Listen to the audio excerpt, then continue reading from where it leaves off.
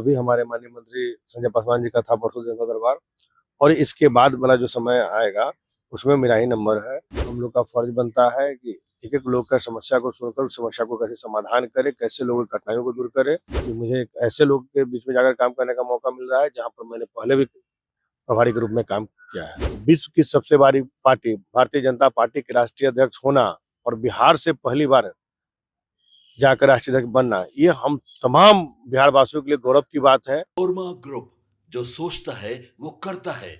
आपके अपने सपनों का आशियाना।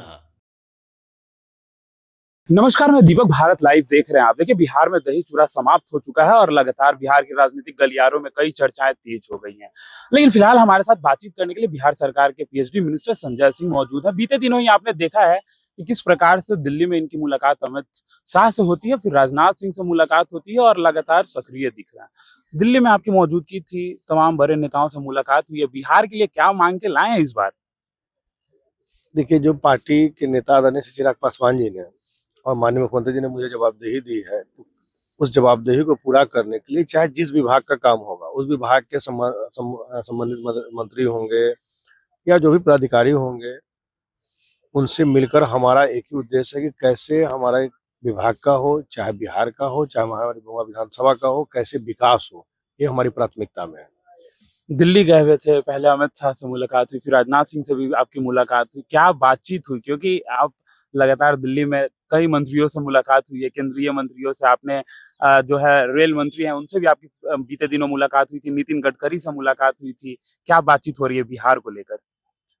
देखिए, 16 तारीख को हम लोग के पार्टी की तरफ से दही चूड़ा का भोज का आयोजन दिल्ली में किया गया था। उस भोज में सारे लोग आए थे और बिहार से भी हम लोग सभी लोग शामिल हुए थे।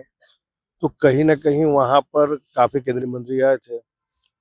तो बिहार से जुड़ा हुआ और अपने क्षेत्र से जुड़ा हुआ कुछ मामले थे, उसको लेकर हमने मुलाकात किया और मुलाकात सकारात्मक मुलाकात हुई और लोगों ने आश्वासन दिया है कि हम जितना जल्द से जल्द हो करके आपके काम को यहाँ से भेजेंगे। अभी भी जब हम यहाँ आए, आपके आवास पर लगातार लोग मुलाकात कर रहे हैं, कहीं ना कहीं जन समस्याओं को लगातार सुन रहे हैं आप। और अब तो एक नई परंपरा की शुरुआत हो चुकी है एलजेपीआर में, जनता दरबार को लेकर। संजय सिंह उसमें कब मौजूद रहेंगे और कब लोगों की समस्याओं को सुनेंगे? ऐसे आए दिन तो सुनते ही हैं, लेकिन दरबार लगाकर। देखिए, क्या है कि अभी पार्टी के द्वारा जनता दरबार जो हम लोग का आदेश हुआ है माननीय हम लोग के नेता आदरणीय चिराग पासवान जी के द्वारा, तो अभी हमारे माननीय मंत्री संजय पासवान जी का था परसों जनता दरबार, और इसके बाद वाला जो समय आएगा उसमें मेरा ही नंबर है।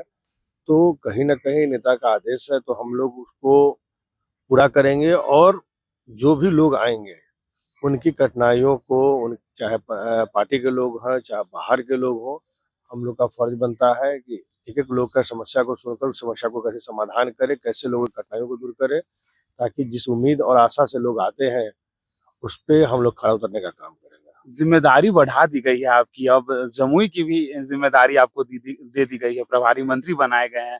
इसको कैसे देखते हैं? देखिए, हम लोग शुरू से संगठन में काम करने वाले लोग हैं और हम लोग को जो भी जवाबदेही मिलते आया है, आज तक हम लोग उसको बखूबी पूरा करने का काम किए हैं, और आगे भी मुझे लगता है कि जो जवाबदेही हम लोग को दी जा रही है, चाहे जमुई के प्रभारी के रूप में, तो मैं आपको जानकारी दे दूँ कि हम माननीय राष्ट्रीय अध्यक्ष जो हमारे उस समय जमुई से सांसद हुआ करते थे, उस समय लगातार हम उनके यहाँ के प्रभारी रहे हैं, और प्रभारी रहने के दरमियान वहाँ पर लंबे काम किए और एक-एक बच्चा तक हमको लोग वहाँ पहचानता है। और कहीं न कहीं अभी हमारे जो बिहार प्रभारी अरुण भारती जी हैं, अभी वहाँ के माननीय सांसद हैं। तो मेरे लिए सौभाग्य की बात है कि मुझे वहाँ काम करने का मौका मिलेगा, चूँकि एक तो हमारे राष्ट्रीय अध्यक्ष का क्षेत्र रहा है और हमारे बिहार प्रभारी का क्षेत्र रहा है, और वहाँ चूँकि हमारा पुराना लोगों से जुड़ाव रहा है, तो मेरे लिए भी बहुत अच्छी बात है कि मुझे एक ऐसे लोग के बीच में जाकर काम करने का मौका मिल रहा है, जहाँ पर मैंने पहले भी प्रभारी के रूप में काम किया है। बिहार के एक युवा, बांकीपुर के विधायक और बिहार सरकार के पूर्व मंत्री, बड़ी जिम्मेदारी मिल गई है। अब राष्ट्रीय अध्यक्ष हो चुके हैं लगभग बीजेपी के। इसको कैसे देखते हैं?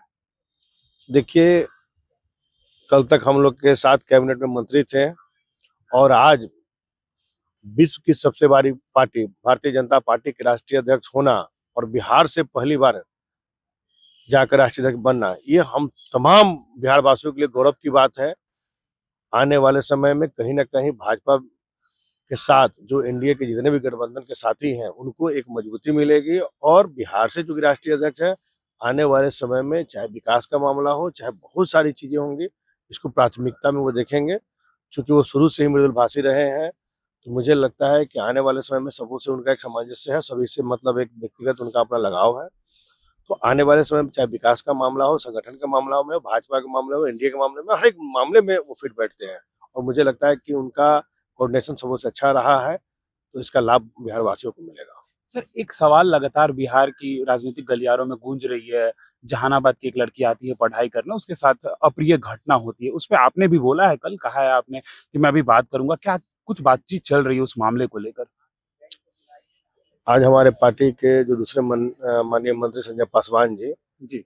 आज उनके साथ एक सदस्यीय टीम बनाकर, जिसमें 5 लोग शामिल हैं और अभी सभी लोग जमुई वहाँ जहानाबाद पहुँचे हुए हैं और आज उन लोगों ने वहाँ पर जाकर दौरा किया है और जो भी उस मामले में दोषी पाए जाएंगे, वहाँ संबंधित पदाधिकारी से बात करके और अविलंब उन लोग पर कार्रवाई करने की बात करेंगे। चाहे उसमें दोषी कोई भी हो, चाहे किसी भी पार्टी से हो, किसी भी दल से हो, कहीं किसी से हो, वो बख्शा नहीं जाएगा। चूँकि इस प्रकार के जघन्य घटना करने वाले को हम पर्सनली इसके बहुत सख्त खिलाफ आदमी हैं कि ऐसे अगर जघन्य घटना करने वाले को जितना कड़ी से कड़ी सजा दी जाए वो कम है।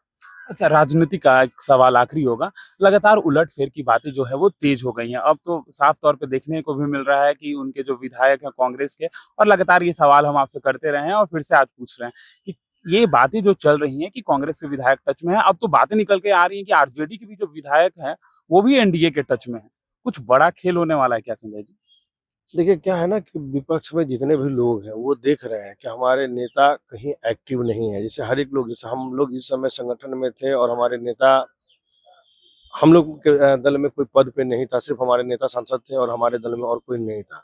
फिर भी हम लोग एक्टिव थे, रिचार्ज थे। क्यों? हमारे नेता आए दिन कोई ना कोई कार्यक्रम करते थे, लोगों के बीच में रहते थे, हम लोग के बीच में रहते थे।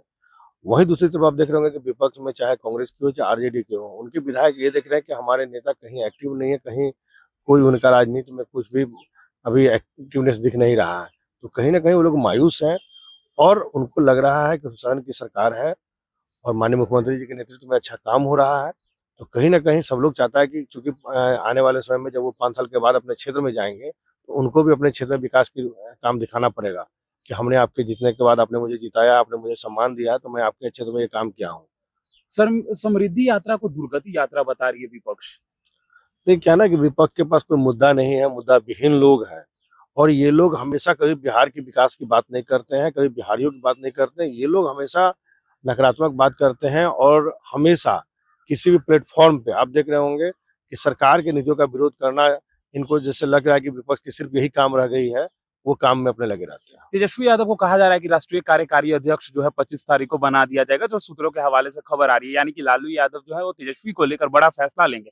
लेकिन रोहिणी आचार्य का एक ट्वीट से लगातार जो है कहीं न कहीं राजनीतिक गलियारों में चर्चाएं तेज हो जाती हैं कि जिस तरीके के तेजस्वी के अगल-बगल जो लोग हैं, रोहिणी आचार्य ने साफ कहा है, गिद्धों के बगल में बैठते हैं और उनका ठिकाना लगाएंगे तभी जाके कुछ होगा, क्योंकि जनता सब समझती है।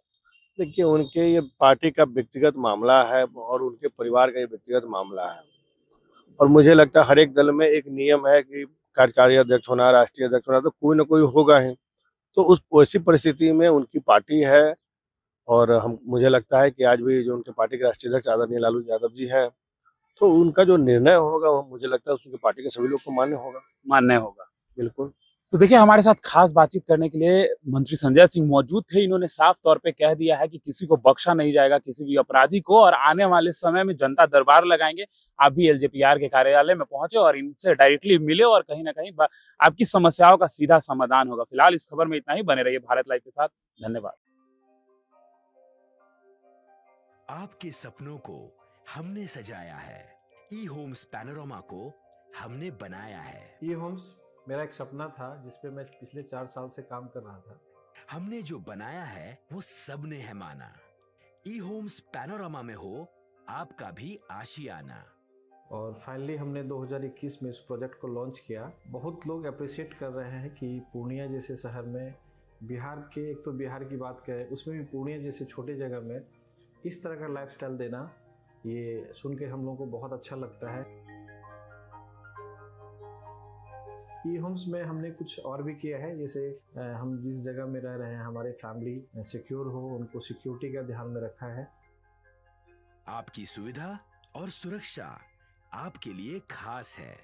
ये आपका विश्वास है। इसमें आर्टिफिशियल इंटेलिजेंस का 7 लेयर सिक्योरिटी का हमने इस्तेमाल किया है। लस ग्रीन कैंपस को बनाया है। यदि हमारा बाउंड्री वाल है तो वो वर्टिकल गार्डन है। ये जितनी भी फैसिलिटी होता है एक इंटरनेशनल टाउनशिप में ई होम्स है, ये हम लोग विश्वास नहीं कर पा रहे हैं। जो भी हमारे मित्र दोस्त या जो भी हमारे बाहर के बाहर आते हैं तो हम लोगों को बहुत अच्छा सुनने को मिलता है और बहुत अच्छा क्रेडिट मिल रहा है। वो सारा हमने सिर्फ एक बिल्डिंग नहीं बनाया, हमें एक बहुत अच्छा लाइफस्टाइल दिया ई होम्स में, और मेरा एक सपना था जिसको मैं आज फुलफिल होते हुए देख रहा हूँ। ये आपका आवास है। ई होम्स पैनोरामा में अब आपका निवास है। E homes panorama, luxurious lifestyle redefined. Panorama group, जो सोचता है वो करता है। अगर ये वीडियो पसंद आई और वह बिहार के राजनीति और बिहारियत से सरोकार रखेनी तो सब्सक्राइब बटन दबा के चैनल के सब्सक्राइब कर ली। ओजे एगो घंटी बा, ओकरा बटन दबा देला से कुल सटीक और मारक खबर रुआ मुफ्त में मिल जाई। अगर रुआ पत्रकारिता के हमनी के नया प्रयोग में सहयोग कर चाहतानी तो ज्वाइन बटन दबा दी। पेटीएम नंबर नोट कर ली 9386816700।